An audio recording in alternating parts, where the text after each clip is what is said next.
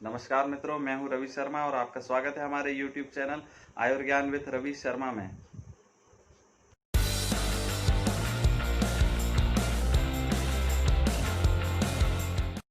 तो दोस्तों, आज मैं पुनः आपके समक्ष उपस्थित हुआ हूं एक अत्यंत उपयोगी जानकारी लेकर, जो कि कोरोना वायरस के कारण उत्पन्न होने वाली कोविड-19 बीमारी से संबंधित है। तो देखते रहिए हमारे वीडियो को, क्योंकि हम आज बताने जा रहे हैं कि कैसे हम इस कोरोना वायरस कोविड-19 बीमारी से अपना बचाव कैसे कर सकते हैं। तो दर्शकों, यदि आपने अभी भी हमारे YouTube चैनल को सब्सक्राइब नहीं किया तो ज़रूर तुरंत हमारे YouTube चैनल को सब्सक्राइब करिए और बेल आइकन की बटन को भी दबाएं, जिससे कि आप हमारे आयुर्वेद संबंधी वीडियोस को देख सकें और स्वास्थ्य लाभ पा सकें।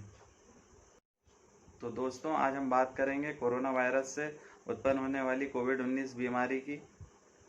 जैसा कि आप सभी जानते हैं कि लाखों लोग इस बीमारी से संक्रमित हो रहे हैं और हजारों की संख्या में इसके कारण मृत्यु भी हो रही है। तो जैसा कि हम सभी जानते हैं कि इस बीमारी और इस वायरस के संक्रमण से बचने के लिए अभी तक कोई भी वैक्सीन नहीं आई है। तो ऐसी स्थिति में हम अपने बचाव के लिए सावधानियां, प्रिकॉशंस बरत के ही अपना बचाव कर सकते हैं। तो आगे हम बात करेंगे कि क्या क्या प्रिकॉशंस हम रखें और क्या क्या हम काम करें जिनके द्वारा हम इस कोविड-19 वायरस से संक्रमण से बच सकते हैं। तो दर्शकों, सबसे पहले हम बात करेंगे हाथ धोने की। यदि हम अपने हाथों को बार बार धोते हैं किसी भी साबुन से, तो हम बहुत हद तक इस वायरस के संक्रमण से बच सकते हैं। यदि हम ऐसे स्थानों पर हैं जहां पर हाथ धोने पानी की सुविधा नहीं है, तो हम हैंड सैनिटाइज़र के उपयोग से भी अपने हाथों को सैनिटाइज कर सकते हैं और इस संक्रमण से बच सकते हैं। इस वायरस के संक्रमण से बचने के लिए हमें अपनी एक आदत सुधारनी पड़ेगी, जैसे कि हम दिन में कई बार अपने हाथों से अपनी आँख, नाक और मुंह को बार बार छूते हैं।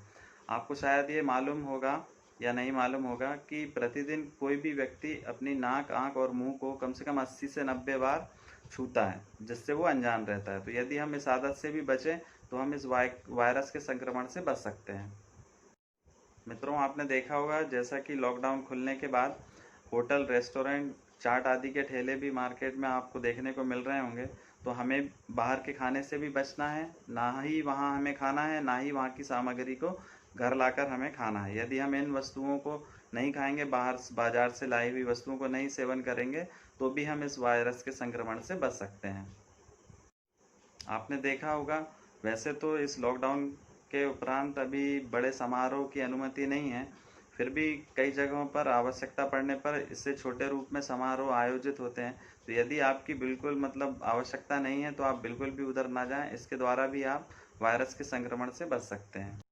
मित्रों, जब तक बहुत आवश्यक ना हो, छोटी या बड़ी यात्राओं से आप बचें, बाहर इधर उधर जाने से बचें। यदि हम बाहर इधर उधर अनावश्यक रूप से नहीं जाएंगे तो भी हम इस वायरस के संक्रमण से बच सकते हैं। दोस्तों, वैसे तो हमें अपनी दैनिक ज़रूरतों को पूरा करने के लिए वस्तुओं को बाहर से लाना पड़ता है या अपने कार्यस्थल पर रोज़ जाना पड़ता है। तो ऐसी स्थिति में यदि हम बाहर जाते हैं और बाहर जाने पर यदि किसी बाहरी वस्तु को छूते हैं, उसके संपर्क में आते हैं, तो ज़रूर उसी समय उसके आदान प्रदान के उपरांत अपने हाथों को सैनिटाइज करिए और घर पर आकर अपने हाथों को साबुन से बार बार धोइए। इसके द्वारा भी हम वायरस के संक्रमण से बच सकते हैं। जब हम इन कार्यों के लिए अपने घर से बाहर मार्केट, ऑफिस इत्यादि जगहों पर जाते हैं, तो हमें मास्क का अनिवार्यतः प्रयोग करना चाहिए। हमें ध्यान रखना चाहिए कि हमारा मास्क सही ढंग से लगा है कि नहीं, और इन जगहों पर हमें सोशल डिस्टेंसिंग का भी आवश्यक रूप से पालन करना चाहिए। दोस्तों, जैसा कि इस वायरस का संक्रमण इतना तेज़ी से बढ़ रहा है, तो आज की स्थिति में हमें नाई की दुकान, बार्बर शॉप और ब्यूटी पार्लर इत्यादि में भी जाने से बचना चाहिए। यदि हम इधर नहीं जाते हैं तो भी हम वायरस के संक्रमण से बहुत हद तक बच सकते हैं। दोस्तों, जब तक यह वायरस है तब तक हमें अंगूठी, कड़े, हाथ घड़ी इत्यादि वस्तुओं को भी उपयोग में नहीं लाना चाहिए, क्योंकि ये वस्तुएं भी इस वायरस के या अन्य वायरसों के छुपने की जगह साबित हो सकती है। तो यदि हम इनका उपयोग भी ना करें तो भी हम वायरस से काफ़ी हद तक बच सकते हैं। मित्रों, हमें यह भी ध्यान रखना होगा कि जब कभी भी हम बाहर से अपने घर के लिए लौटें, तो सबसे पहले अपने जूते चप्पल को अपने घर के बाहर ही अलग स्थान पर रखें, जहाँ पर बार बार कोई आए जाए ना। और उसके बाद स्नान जरूर करें। अपने कपड़ों को अवश्य डिटर्जेंट में भिगोएं या फिर धोने के लिए डाल दें। यदि हम ऐसा करते हैं तो भी हम वायरस से बचने में कामयाब रहेंगे। दोस्तों, ये तो थी सामान्य बातें जिनका पालन करके हम वायरस के संक्रमण से काफ़ी हद तक बच सकते हैं। अब मैं आपको आगे बताने जा रहा हूँ कि अपनी दैनिक जीवन में, अपनी दिनचर्या में हम किन किन चीज़ों का सेवन करके या दवाओं का उपयोग करके अपनी इम्यूनिटी को बढ़ा सकते हैं और इस वायरस से बच सकते हैं। तो देखते रहिए हमारा वीडियो। दोस्तों, इस वायरस का pH लेवल 5.5 से 8.5 होता है। तो इस स्थिति में इस वायरस से बचने के लिए हमें उन खाद्य पदार्थों का सेवन करना पड़ेगा जिनका क्षारीय लेवल इस वायरस के pH लेवल से अधिक हो। तो आगे मैं बताने जा रहा हूँ कि किन किन खाद्य पदार्थों, फलों में क्षारीय लेवल इसके pH लेवल से अधिक होता है।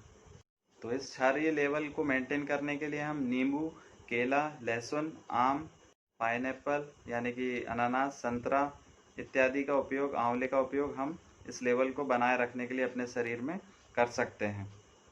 दोस्तों, इस वायरस से बचने के लिए हमें अपनी रोग प्रतिरोधक क्षमता को बढ़ाए रखना है, जिसके लिए हम प्रतिदिन एक मल्टीविटामिन गोली जो कि किसी अच्छी कंपनी की हो, डॉक्टर की सलाह से ले सकते हैं। इसमें ध्यान रखें कि जिंक भी ज़रूर हो। इसके साथ ही प्रतिदिन केवल एक गोली हम विटामिन सी जिसके साथ जिंक उपलब्ध हो, ऐसी गोली का सेवन हम कर सकते हैं प्रतिदिन और अपनी रोग प्रतिरोधक क्षमता को बढ़ा सकते हैं।